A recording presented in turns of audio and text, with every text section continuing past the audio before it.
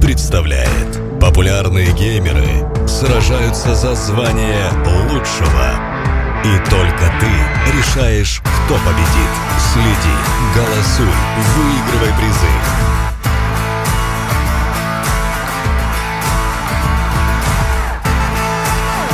Старт 9 декабря.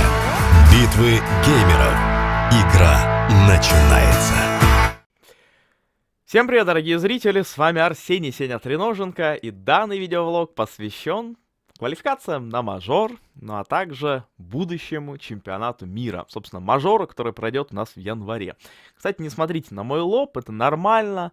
Это я оттирал кнопочку «Подпишись на меня». Недавно был на битве блогеров, точнее геймеров, постоянно путаю.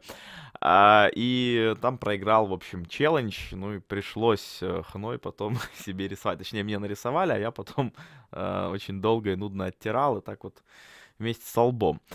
Итак, вернемся к теме. Тема следующая. Квалификации на мажор. У нас прошли почти все, кто должен был пройти, кроме команды NiP. Но, если честно, еще и Cloud9 пролетели, еще и Mortals пролетели. Ну и, конечно, команда Vega, которая могла пройти и стать пятой, пятой командой постсоветского пространства на мажоре, но немножко не хватило. Обыграли НиПов, выбили их с турнира, но сами на чемпионат не попали, потому что проиграли команде Envious. Итак, список у нас следующий. Он у вас на экранах, да, вот так.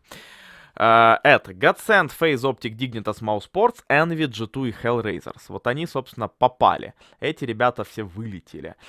Полный список у нас состоит из 16 команд. SK, Fnatic, Godsend, Mousesports, Liquid, Astralis, FaZe, Envy, Virtus.pro, Gambit, Optic, G2, Navi, Flipside, Dignitas, Hellraisers.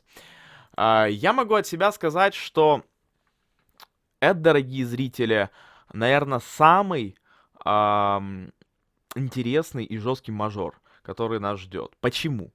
Потому что за последние 4-5 месяцев у нас в КС такая тенденция, что постоянно каждый чемпионат выигрывает новая команда.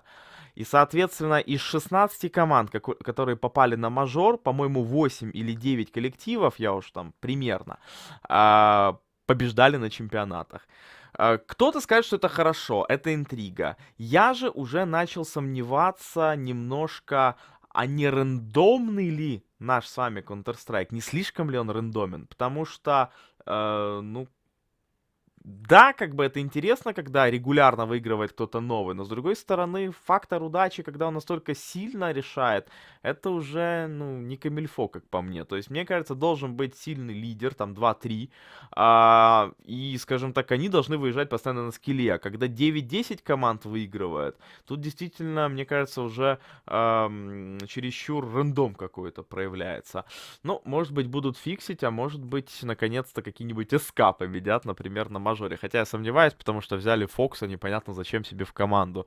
И, естественно, 2 сильных снайпера в коллективе — это тоже не варик, как по мне. Итак, Нави выигрывали чемпионат. Это ESL Нью-Йорк. Правда, давно уже довольно было. Астралис выигрывали, Гамбит выигрывали, Дигнитасы побеждали, Virtus.pro побеждали. СК постоянно, по-моему, вторые, третьи. То есть много финалов. Оптики тоже выигрывали. Envious брали, по-моему, Gfinity. То есть 8 команд минимум из 16. Это чемпионы последних турниров. Поэтому заруба будет не детская. Что же касается Нави, дорогие зрители. Нави нужно обязательно поработать над маппулом. Это карта Cobblestone, естественно. Это карта, Мираж дошлифовать, наверное. Потому что бывает такая штука, когда ты считаешь карту своей сильной, долго ее потом не играешь, против тебя ее пикают, и ты проигрываешь. Поэтому обязательно на Мираж нужно дошлифовывать. Оверпас, наверное, возвращать в сильные ряды. То есть делать вообще оверпас своим козырем. Поэтому, скажем так, Мираж, Оверпас и Cobblestone. Вообще должно быть, как мне кажется, 3 таких очень жестких карты, на которых ты обязательно побеждаешь. Тогда все остальные карты, типа Нюка, там, может быть, Трейна, ты в теории можешь себе позволить проиграть, но за счет двух сильных выигрывать в серии Best of 3 2-1. Кто-то скажет, что это неправильно, это плохо. Я с вами согласен, но отточить до совершенства, до идеала 4-5 карт, особенно когда ты играешь против супер топа, это почти нереально. Поэтому, возможно, есть смысл усилить как раз-таки 3 карты и в серии Best of 3 на них побеждать, на них обыгрывать, но при этом отдавать какую-то одну. Это опасно, это рискованно, но по-другому, скажем так, отточить 4-5 карт или все задрочить, это почти нереально, потому что, ну, банально ты в день можешь там отыграть 5-6 карт. И, соответственно, повторять там 2 карты, например, каждый день. И к концу недели, скажем так, тренировочной, ты уже забываешь, что ты тренировал в первый день. Поэтому, ну, как по мне, 4 карты еще вот до идеала оттренировать можно, отточить. Все, что больше, 5-6 карт, это уже очень-очень тяжело. Но посмотрим, может быть, Нави получится. Нужно, опять же, уделить внимание Коблстоуну, обязательно.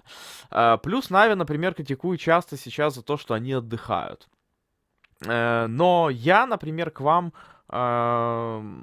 не присоединюсь, друзья, потому что отдых важен, отдых нужен, и, что самое главное, Нави нигде не участвовали, то есть не было турниров. И это время как раз-таки нужно брать для того, чтобы передохнуть, отойти от игры, понять, а что же тебе нужно в этой жизни, и уже с новыми силами, с новой мотивацией тренироваться. Мне, например, кажется, что Нави пора съехаться на буткемп.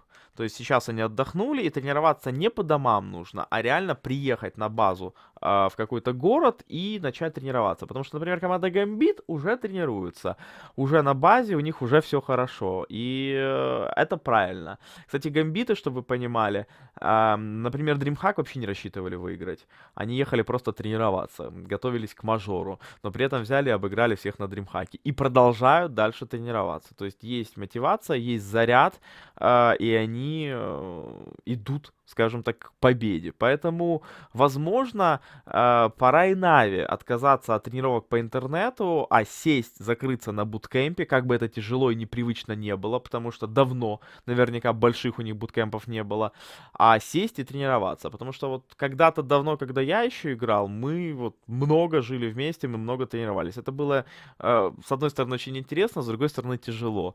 Но, мне кажется, победа на мажоре того стоит. Это уже там какой-то 15-й мажор, и, естественно, может быть, 10-й, нет, не юбилейный случайно нас ждет мажор, надо глянуть.